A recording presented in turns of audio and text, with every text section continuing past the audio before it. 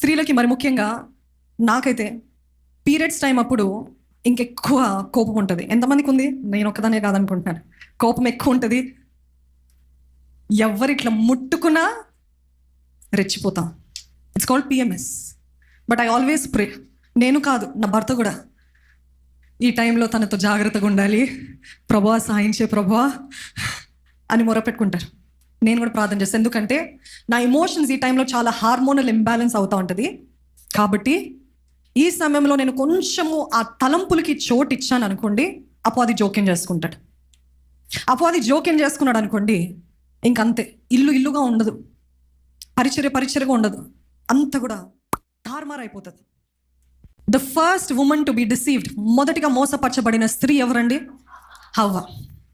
ఎందుకు మోసపరచబడ్డది?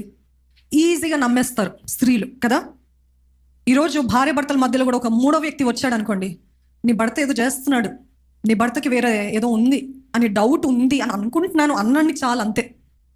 FBI start అయిపోద్ది, CID start అయిపోతుంది. నా భర్తకి ఎవరు ఉన్నారు అంటే ఇంకా ఆయన ఎంత మంచి అయినా చేయనివ్వండి, కానీ ఏమవుతుంది? మొదట్లో నాటబడ్డది విత్తనం ఏంటి?